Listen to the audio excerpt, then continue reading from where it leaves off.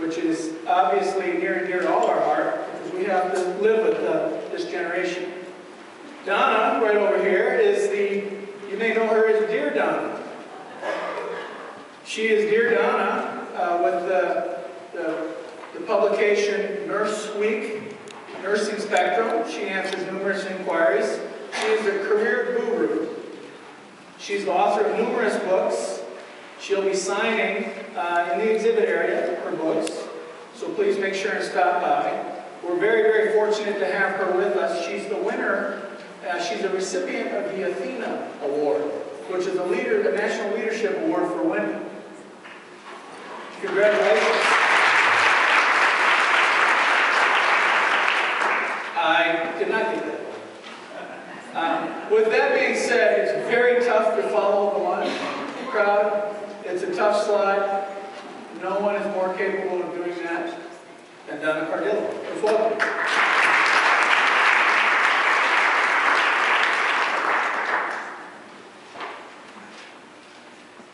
The future starts right here, right now, at the Encore, in Las Vegas. Compliments of ATI. What do you say? Here's what someone once said, that in regards to the future, there are three types of people. There are those who let it happen, there are those who make it happen, and there are those who wonder what happened. So how exciting for me to be standing in a room filled with those people who make it happen. You make the future happen, and that is really exciting. Can you feel the electricity in the air?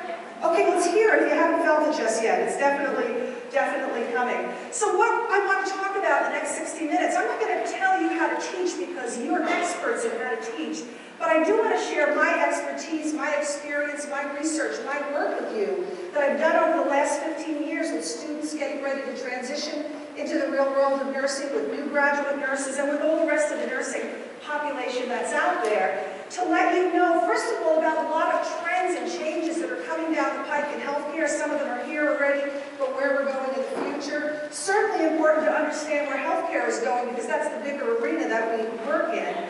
Important to understand trends in nursing, nursing employment, nursing hiring. I also want to talk to you about some of the biggest challenges that new graduates are facing out in the real world of nursing today, because I hear from them all the time. They write to me through my online Dear Donna column at nurse.com. I speak to them, I interact with them, talk with them. I've done a lot of research with new graduate nurses as well, which is what led me to the first book I wrote back in 2001, Your First Year as a Nurse. I wrote that book because I started to get a lot of phone calls from new graduate nurses. I was working more with a more experienced nursing population, but I started to get a lot of phone calls from new graduate nurses that were saying to me, I've been out of school 4 months, 6 months, I don't really think I'm cut out for this, I really can't hack it, it's more than I expected. Is there something I can do outside of the hospital? I'm thinking about leaving nursing. This was in their first 6 months in practice.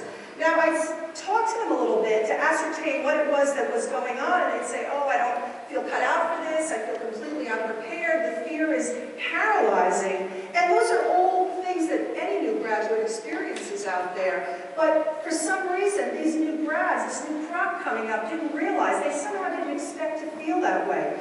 The reality shock of getting out into nursing was just huge for them. It was greater than it had ever been before.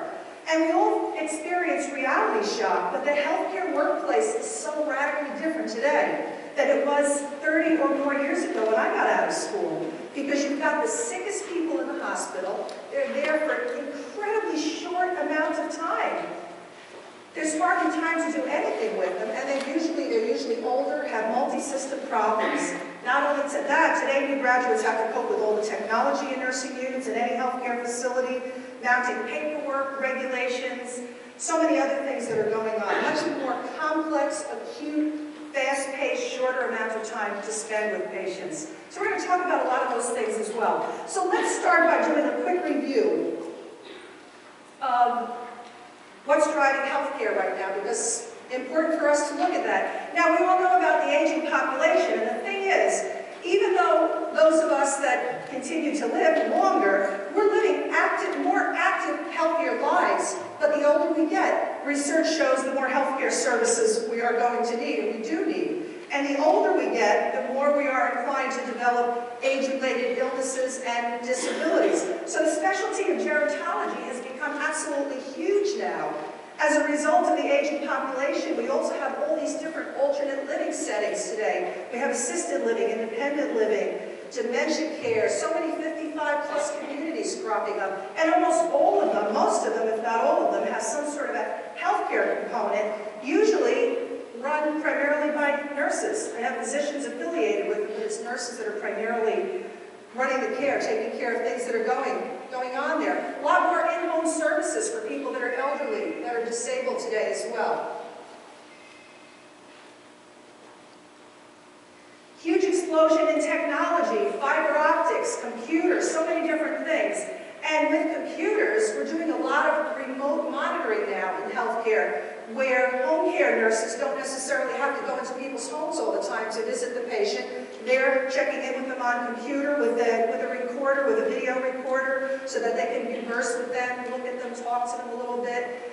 We're also seeing remote monitoring in intensive care units, because it's so challenging for one nurse can't be at one or two bedsides for 24 hours a day for every minute that they're there. And even if they are at the bedside, there's so much technology now surrounding that patient, it's virtually impossible to see everything that's going on all the time. I just read an article about nurses experiencing monitor fatigue, which means that there are so many monitors and so many alarms ringing, especially in a critical care environment, that they become desensitized to it. They're ringing and they're turning them off or they're ignoring them. In one ICU unit, it even has digital screens in different parts of the hallway so that other nurses can see when there's a problem. There's a very unfortunate case that was publicized recently where a patient who had got into distress had died because the monitors that were going off had been ignored, unfortunately. So monitor fatigue, so all the technology, it's complicating things, helping, but it's complicating things in so many ways as well. Robotics are huge. In fact, robotics are being used a lot in the operating room now robots' arms can get into places that a human hand or arm can't get into, can't bend. And there's at least one nurse in an operating room in one hospital who has the title of robot coordinator. New nursing title. Robot coordinator. It has a sci-fi ring to it, doesn't it? I was thinking of some kind of great stories we could write about that. All sorts of advances in nursing and medical technology. We're transplanting just about everything now except for the human brain. And some of us think you could never transplant the human brain, but we thought that about a lot of other body organs at one time as well, especially the human heart. And that's pretty much old hat at this point. We're manufacturing skin, corneas. We'll be manufacturing organs in the lab eventually. We've transplanted cadaver parts to people. There are a number of people now that have had cadaver hands transplanted on them. So research in science and drugs and treatments have advanced so very dramatically. And the technology and the advances are keeping many people alive who would not have lived as long, or people surviving accident and illness that would not have survived 25 years ago, and even premature infants who would not have survived years ago if it were not for the technology that we have today.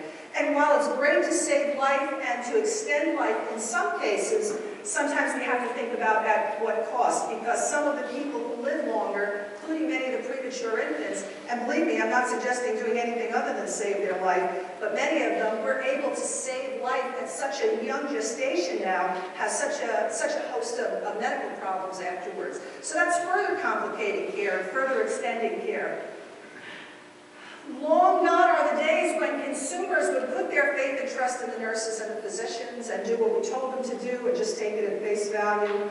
I remember years ago when I first got into nursing schools, I'm sure many of you remember as well, my family immediately started to ask questions of me, healthcare